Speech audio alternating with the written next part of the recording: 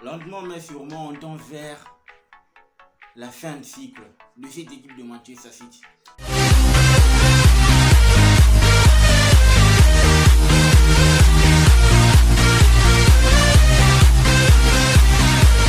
Salut les amis, bienvenue dans le temple du spectacle. Allez, c'est parti. Erik ten Hag, Pep Guardiola, c'était le choc au sommet de cette journée de la Barclays English Premier League. On attendait parce que l'équipe de Manchester United s'est vraiment retrouvée. Des automatismes, de la forme ainsi que de la cohésion.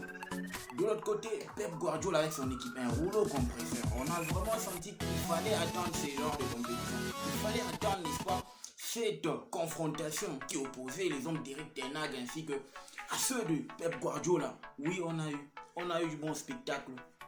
Mais le seul point, je suis en train de remarquer que lentement mais sûrement, on tend vers le déclin de cette équipe de Manchester City. C'est le deuxième match dans lequel City ne carbure pas. Manchester City ne fait pas grand chose. Manchester City n'arrive pas à fixer, n'est-ce pas, son adversaire. Là, on se demande, est-ce la fin de cycle?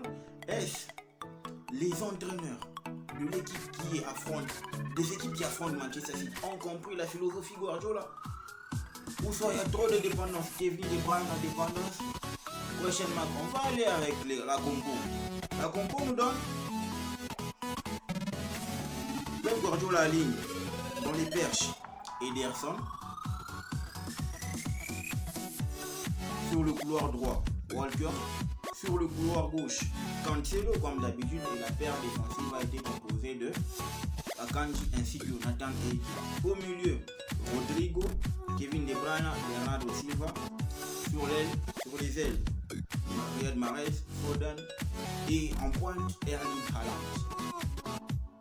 Et du côté de Manchester United, Erik ten Hag, la ligne de Rea, Bruno Fernandes, Anthony Martial, Rashford, Malacia, Eriksen, Fred, Casemiro, Raphaël Varane ainsi que Aaron Wan-Bissaka. Les gars, moi je pense que l'équipe de Manchester City et l'équipe de Man U, il commence à y avoir un certain rapprochement. Oui, on est en train d'assister à la renaissance de l'ordre mancunien. On est en train d'assister à la renaissance du tout grand Manchester. Oui, c'est bon. Les petits se sont amusés. Il est temps que Man U reprenne ses règles. Et ça fait peur parce qu'à partir du moment où Erik ten Hag va imposer sa patte, oui, ça commence déjà à donner. Mais à partir du moment où ils vont gagner un titre, les gars, je me dis, on n'est pas prêt de vivre le carnage que nous imposera cette équipe de Manchester United. Les flops dans ce match. Pour moi, les flops dans ce match. Et Phil Foden, je ne sais pas pourquoi est-ce que ce garçon, deux fois, il se perd dans le match. Il n'a pas été au rendez-vous, il n'a pas été au top. Il n'a pas été dans la percussion, il n'a pas été des mauvaises décisions, ça et là. Quelques hors-jeu, on a senti que c'était un Phil Foden timide dans le match. Et ce qui lui a valu, n'est-ce pas, le flop du match. Parce que oui, sérieusement, un joueur qui est en ligne de Phil Foden, normalement, il doit transcender cette rencontre. Il doit faire un effort, n'est-ce pas, d'illuminer cette rencontre. Oui, et quand on le voit, c'est un gars qui a été timide, ça ne nous a pas aidé. Les tops du match, Rashford, c'est pratiquement le 8e match consécutif où on voit le gars marquer un but. Et ça, c'est vraiment un enfant du club, un enfant du pays, un enfant de la maison. Et à partir du moment où ce gars commence à aller à marquer but sur but, je me dis que cette équipe de Manchester United vient de trouver son attaquant. Ouais, Vergost, il arrive, oui, mais Rashford, c'est quelque chose. Il a compris que il fallait, n'est-ce pas, user de son intelligence, user de sa force, user de ses facultés. Question de s'intégrer dans cette équipe de Manchester United. Pour moi, c'est le top. Garnacho, il rentre, il fait une passe d'ess pour Rashford et but. Et moi, je me dis, les gars, sincèrement, cette équipe de Manchester United commence à nous montrer un autre visage. Oui, parce qu'au début, ça tanguait. Eric Ten Hag, il a été à 2 doigts de se faire virer. On n'a pas été patient avec lui. Ils ont raconté ça et là. Bon. Mais la famille Glazer a dit, c'est un entraîneur en qui on croit. Ce qui est important, c'est de lui donner du temps. Parce que le gars avait déjà fait ses preuves. Tu remportes 4 titres sur 5 ou sur 6 avec l'Ajax Amsterdam. Forcément, tu as une expérience managériale. Tu as une expérience que tu peux apporter, n'est-ce pas, au sein de cette équipe de Manchester United. Et la famille Glazer a compris. Ils ont donné du temps. Edouard a donné du temps à cet entraîneur. Il commence à faire ses rôles. On a senti la patte. Ils ont contrôlé systématiquement le milieu de Manchester City. Le milieu de Manchester City a été asphyxié. On n'a pas vu Kevin De Bruyne auréoler la rencontre. On n'a pas vu de l'espace. Ils n'ont pas laissé de l'espace au milieu de Manchester City. On a vu un tout petit peu Bernardo Silva rentrer d'un cran, question d'essayer d'organiser le jeu et d'amener la balle vers l'avant. Mais il s'est poussé déjà à partir du moment où il est rentré.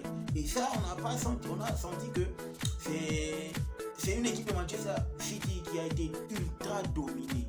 Oui, mais l'ouverture de score de Jack Grealish, c'est bon. Mais au fond, je me dis, cette équipe de Manchester City ne méritait pas de gagner ce match. Et la logique l'a remporté. Manu s'est transcendé après le but de Manchester City. Wow. Garnacho, le gars, il entre, il fait une passe décisive, il fait une entrée remarquable. Ce gars, il faudrait miser sur lui. Gardons un œil sur l'ascension fulgurante de ce petit Argentin, Garnacho. Oui, sérieux, ça va être un sacré client. Et surtout qu'il évolue dans un club vraiment adéquat, un club avec toute la structure qui peut lui permettre de développer son talent, d'aller de l'avant. Et il a Garnacho.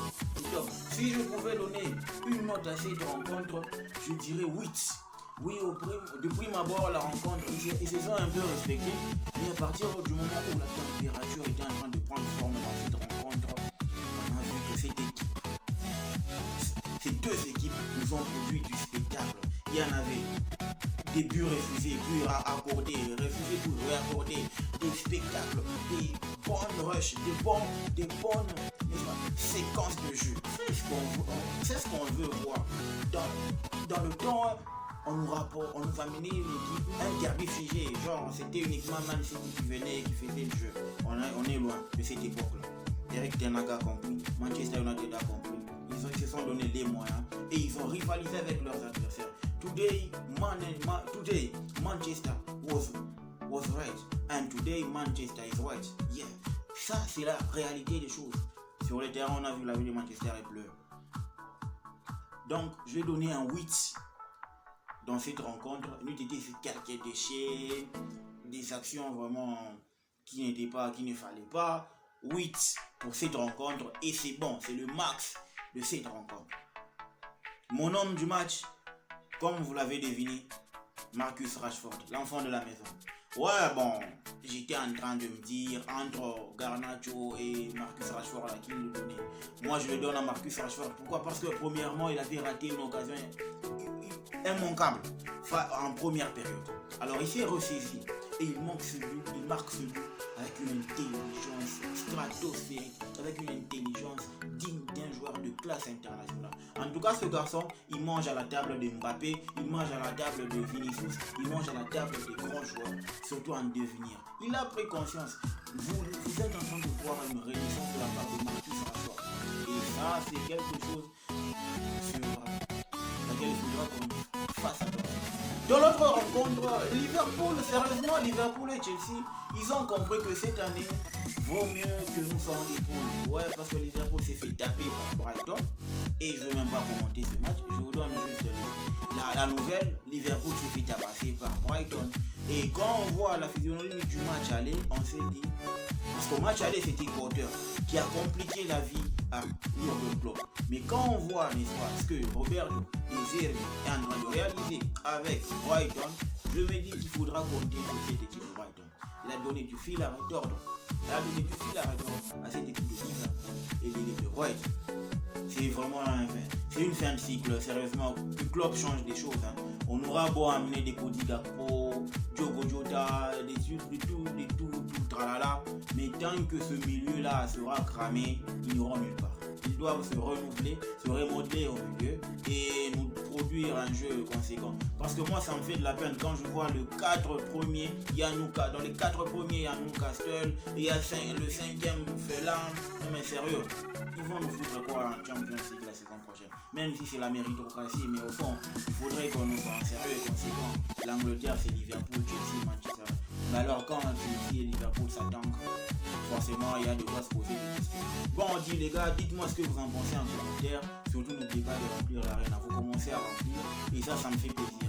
Alors partagez la vidéo, likez, commentez et on se retrouve au prochain numéro. Allez, ciao.